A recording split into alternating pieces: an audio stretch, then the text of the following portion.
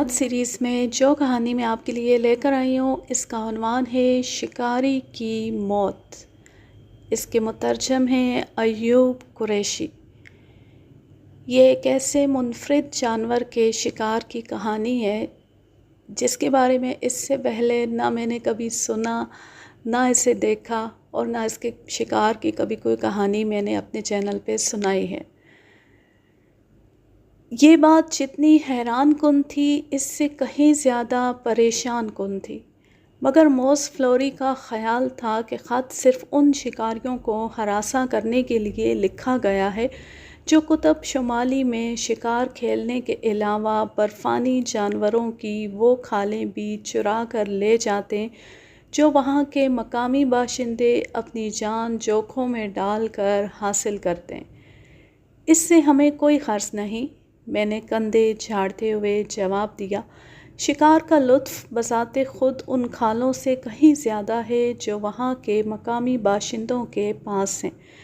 موس فلوری قطب شمالی کی ساویہ نامی بستی سے آئے ہوئے مارٹن پول کے خط کو الٹ پلٹ کر بڑے غور سے دیکھ رہا تھا۔ شاید وہ اسی فکر میں تھا کہ مارٹن پول کے خط سے اس کی اندرونی کیفیت کا اندازہ لگا سکے، مگر خط میں چند مطلب کی باتوں کے سوا اور کچھ نہ تھا۔ مارٹن پول نے لکھا تھا کہ والرس خوفناک حد تک بھیانک اور خونخوار ہوتے ہیں اور گزشتہ 3 ماہ میں وہ کئی ایسے مشہور شکاریوں کو موت کے گھاٹ اتار چکے ہیں جو ان کی قیمتی کھال اور دانتوں کے حصول کے لیے یہاں آئے تھے۔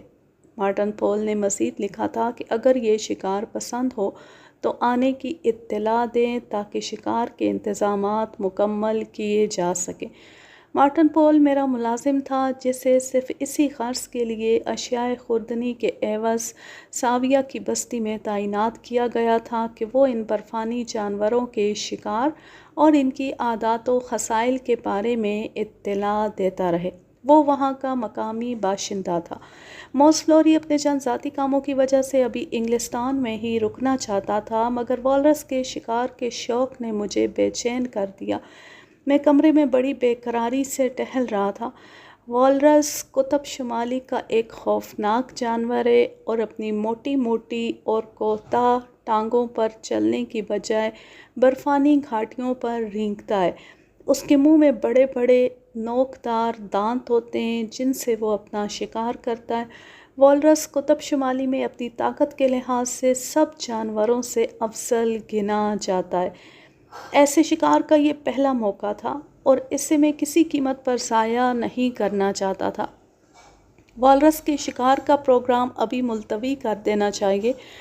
موس فلوری نے اپنے ہاتھ اوپر اٹھا کر انگڑائی لیتے ہوئے کہا، ذرا موسم سرما گزر جانے دو۔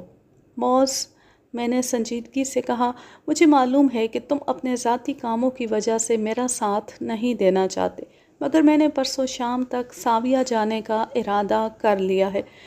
موسم سرما کے اختتام کا تو انتظار کر لیا ہوتا۔ موس، اب زیادہ انتظار ممکن نہیں۔ میں ابھی بذریعہ تار مارٹن پول کو اپنی آمد سے مطلع کر رہا ہوں۔ میری بے قراری اور اضطراب دیکھ کر موس فلوری اٹھ کھڑا ہوا اور میرے کندھے پر ہاتھ رکھ کر کہنے لگا، میں تمہارا ساتھ دوں گا، تم تیاری کرو، اور کمرے سے باہر نکل گیا۔ بدھ کی شام کو ہم برفانی راہ گزر طے کرتے ہوئے برف میں ڈھکی ہوئی ساویہ بستی میں پہنچ گئے۔ وہاں مارٹن پول ہمارا منتظر تھا۔ مارٹن پول نے شکار کے انتظامات کے علاوہ والرس کی مزید عادات و خصائل سے مطلع کیا اور یہ بھی بتایا کہ آج تک جو بھی شکاری ان کے شکار کی غرض سے آیا واپس نہیں جا سکا۔ میں نے موس فلوری کی طرف دیکھا، وہ میرا مقصد سمجھ گیا۔ دن میں ان کا شکار کسی صورت بھی ممکن نہ تھا اور برفانی گھاٹیوں میں رات بڑی ہولناک ہوتی ہے۔ بہرحال صورتحال کچھ بھی ہو، ہم کو دن کی روشنی میں کم از کم اس مقام تک تو ضرور پہنچ جانا چاہیے۔ موس فلوری اور مارٹن نے میرے خیال کی تائید کی۔ دوسرے دن صبح میں موس فلوری، مارٹن پول اور ایک ملازم کتا گاڑی میں بیٹھ کر اپنی منزل کی طرف روانہ ہو گئے۔ یہ 4 افراد پر مشتمل پارٹی برف کی راہ گزاروں پر چلتی ہوئی دوپہر سے قبل پیناکی بستی میں پہنچ گئی جہاں سے والرس کے غار تقریباً 2.5 میل دور تھے، اور شام ہونے سے پیشتر ہم ایک ایسی برفانی گھاٹی تک پہنچ گئے جہاں سے والرس کے غار آسانی سے نظر آ سکتے تھے۔ مارٹن پول اور موز ملازم کی مدد سے برف کو اکٹھا کر کے اپنے لیے حفاظتی مورچہ تیار کرنے لگے، اور میں اشیاء خورونوش کو ٹھیک ٹھاک کرنے میں لگ گیا۔ حفاظتی مورچہ تیار ہو چکا تھا اور ہم کھانے میں مصروف ہو گئے۔ ان سارے انتظامات میں شام ہو گئی اور ہم بیٹھ کر والرس کے شکار پر باتیں کرنے لگے۔ سورج برف کی چوٹیوں کے اس پار ڈوب رہا تھا اور اس کی شعاعوں میں آخری بار برف چاندی کی طرح چمکنے لگی۔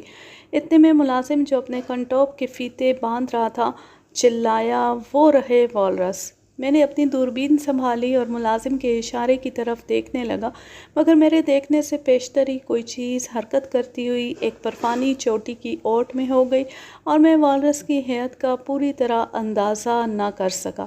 تھوڑی دیر بعد موز بھی چلا اٹھا۔ میں نے پھر دوربین سنبھالی اور والرس کو دیکھنے لگا۔ والرس کا گروہ 3 پر مشتمل تھا اور وہ برف پر رینگتے ہوئے شمال سے جنوب کی طرف جا رہے تھے۔ یہ عجیب و غریب ہیئت کے جانور تھے جن کی جسامت گینڈے کے برابر تھی اور ہاتھی کی طرح ان کے 2 دانت باہر نکلے ہوئے تھے۔ ان کی ٹانگیں موٹی موٹی تھیں اور ان کی لمبائی 1 فٹ سے زائد نہ تھی، اور ان کی شکل و شباہت سے اس بات کا پتہ چلتا تھا کہ ان کا شکار آسان نہیں، بلکہ واقعی جان جوکھوں کا کھیل ہے، اور پہلے شکاریوں کی موت کوئی حیرت انگیز واقعہ نہیں۔ والرس کے شکار کا میری زندگی میں پہلا موقع تھا، اور جب ایک والرس نے چھلانگ لگا کر ایک مناسب قسم کی بلند چوٹی کو عبور کیا تو موز چلا اٹھا، "سیم، ان کا شکار معمولی بات نہیں، ہمیں اپنے شکاری انتظامات میں مزید ترمیم کرنے کی ضرورت ہے۔ اب اندھیرا ہوتا جا رہا ہے، لہٰذا ان کو اس وقت چھیڑنا درست نہیں، اپنا پروگرام صبح تک ملتوی کر دینا چاہیے۔"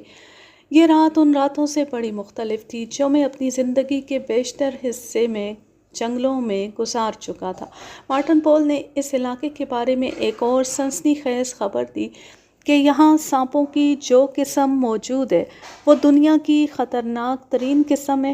ان برفانی سانپوں کی لمبائی زیادہ سے زیادہ نصف فٹ ہوتی ہے اور موٹائی پنسل سے زیادہ نہیں ہوتی، اور ابھی تک ان سانپوں کا تریاک معلوم نہیں ہو سکا۔